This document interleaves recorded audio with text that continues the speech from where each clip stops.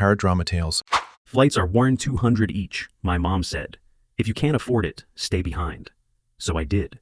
Not because I couldn't afford it, but because I finally realized I was never invited, only expected to pay. And this time, I chose myself. I've always been the dependable one, the nurse, the stable job, no kids, no partner, no drama, the one who could be counted on, not for love or emotional support, but for money. They never said it out loud, but I felt it in the way they looked at me when bills came due, or when someone's car broke down, or when rent was late. My parents, my sister Kayla, her husband Derek, they all treated my paycheck like some kind of emergency piggy bank. It started small, a temporary $600 for Kayla's engagement dress. Then, a co-sign loan for Dad's kitchen remodel, which somehow turned into a second mortgage used to bail out Derek's failing business. I was working back-to-back night shifts, cleaning up drunk patients and fighting off burnout while they posted photos from wineries and birthday brunches. But I stayed quiet. I told myself it was family. That's what you do. You help. You pitch in. You sacrifice.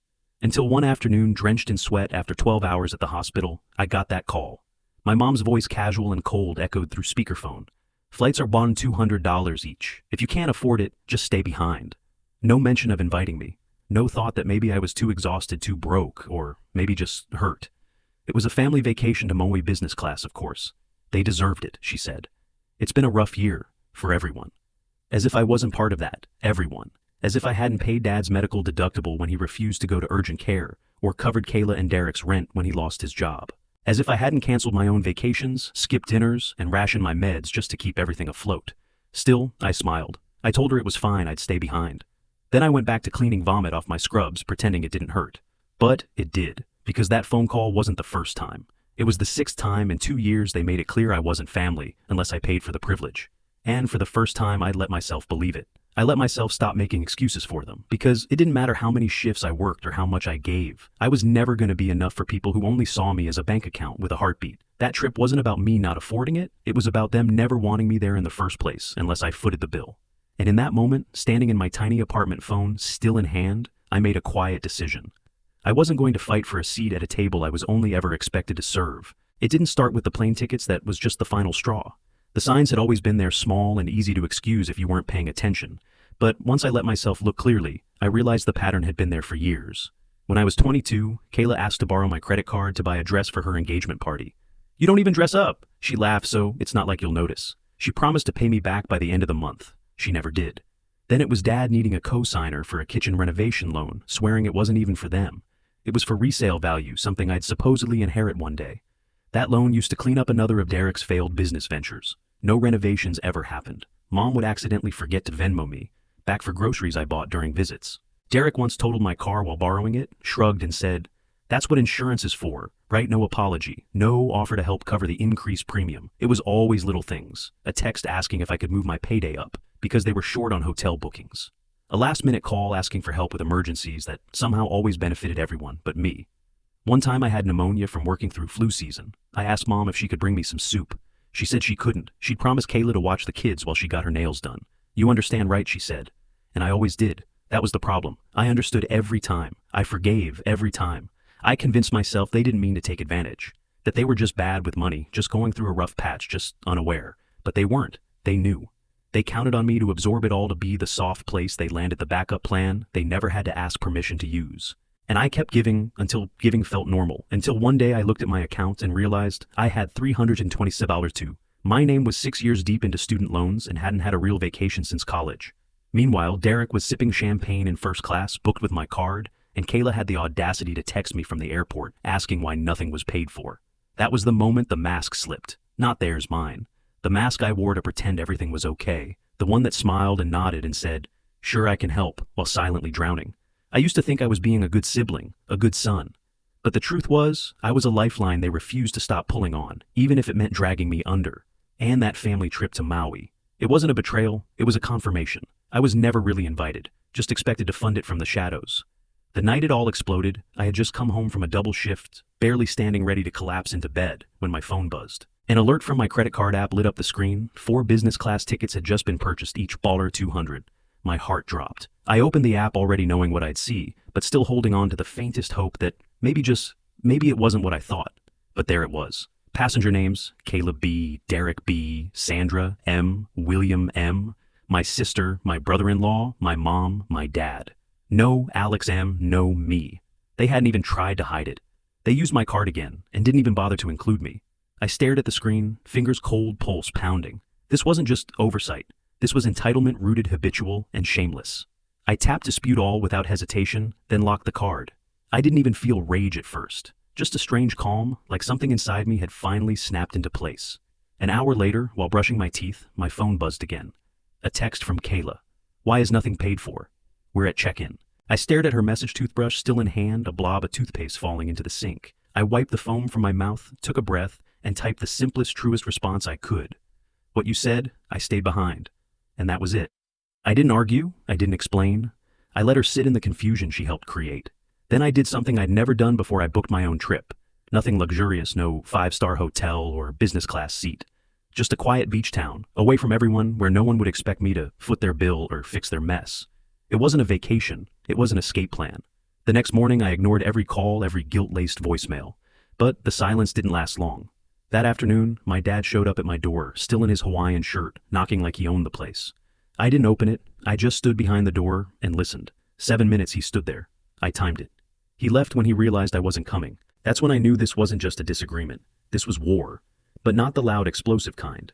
This was the kind where you finally stop begging to be heard and just walk away. And it wasn't anger that fueled me anymore. It was clarity.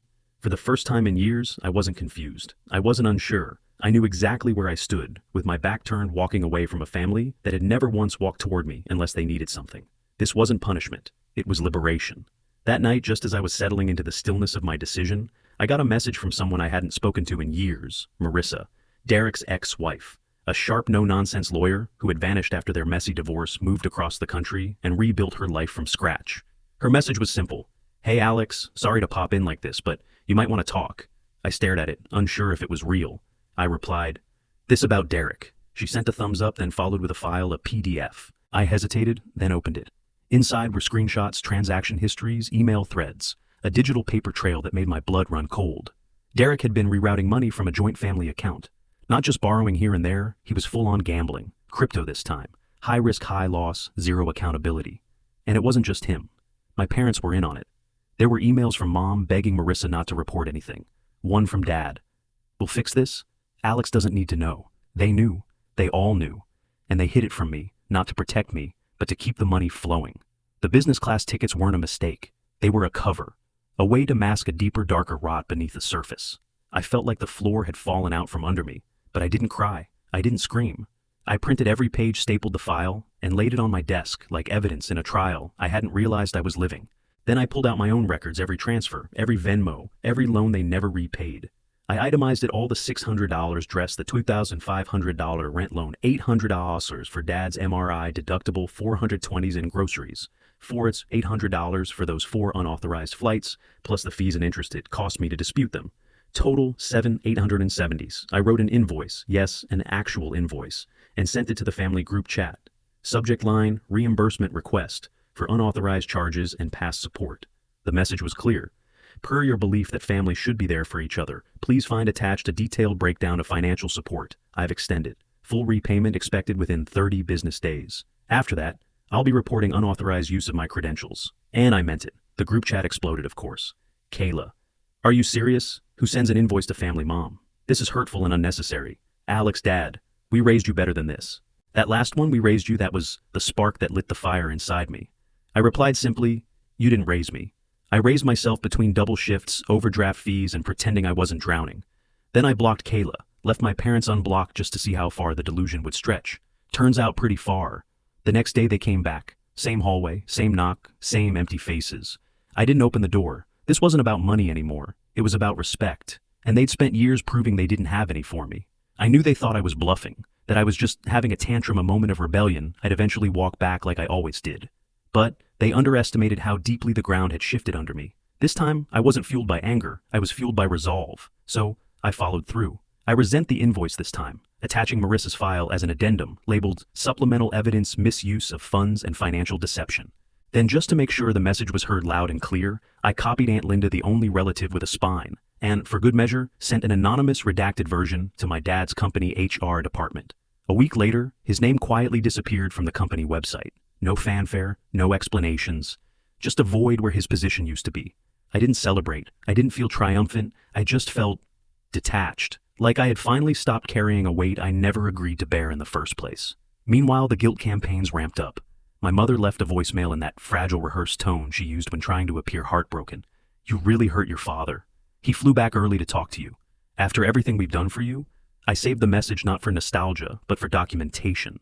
Kayla texted again too, this time unhinged. "Do you realize what you've done?" Derek's knees swell in economy. "We were humiliated. You've punished the whole family over a misunderstanding. A misunderstanding. That's what they called years of manipulation, theft, and gaslighting." I didn't respond. Instead, I created a folder on my desktop called Family Patterns I Won't Repeat. Inside it, I placed every voicemail, text, invoice, screenshot. This wasn't spite, it was clarity. They'd always assumed silence meant submission, that if they knocked hard enough long enough I'd fold.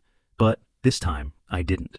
And the silence that followed was different. Not cold, not cruel, just final. No more explanations, no more second chances. I was done apologizing for protecting myself. Done shrinking so they could stretch.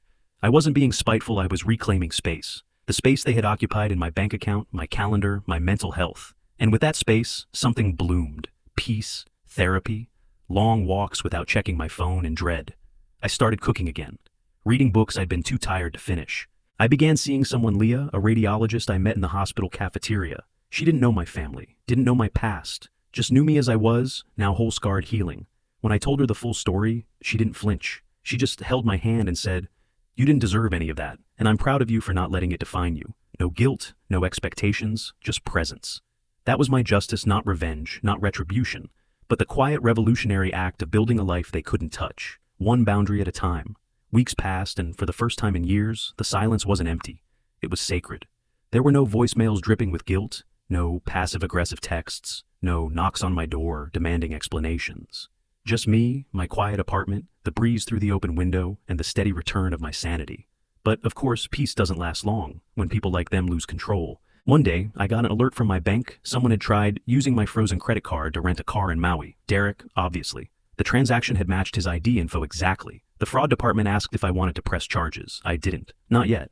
But I had them document everything, then emailed the report to myself. Subject line, evidence in case they escalate. A few hours later, I got a text from an unknown number. "We're stranded. Are you seriously going to leave your family like this, after all we've done for you? Kayla." I stared at that message longer than I should have. All you've done for me, I thought. The debt, the stolen vacations, the overdraft fees, the years of emotional blackmail. What had they actually done for me that wasn't transactional or manipulative? I didn't reply.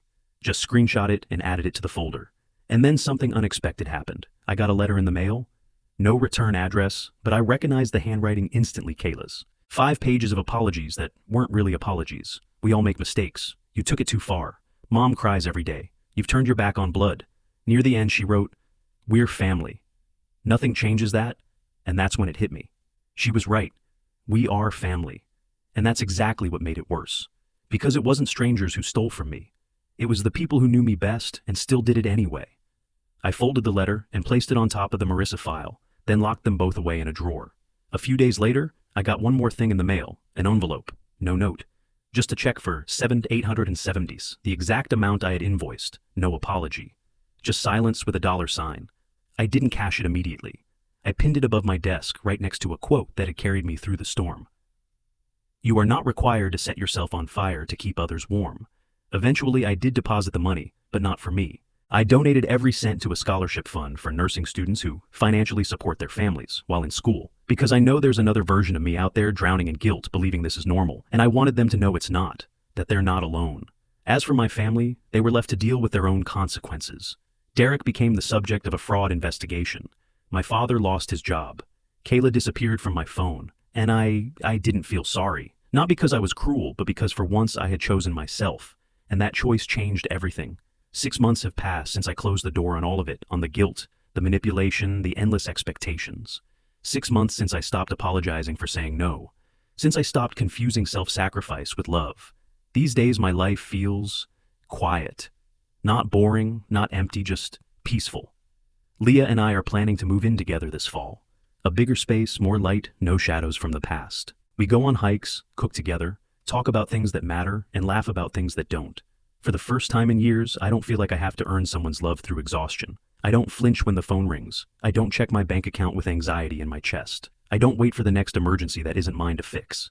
Closure didn't come in the form of some tearful apology from my family. It came the moment I stopped expecting one. A few weeks ago, I ran into my mother at a downtown cafe. She looked smaller somehow, like time had shrunk not just her body, but her presence. She smiled like nothing ever happened. We talked briefly, no accountability, just vague regrets wrapped in revisionist history. Then she handed me an envelope, a peace offering maybe, a silent plea. I opened it later, a check, no note. I didn't need to cash it. I already had what I needed, my boundaries, my voice, my life. I'm still a son, still a brother, but I'm no longer their lifeline. I carry my own peace now, and the door I closed, it's still shut. Only now the key is in my pocket and it's staying there.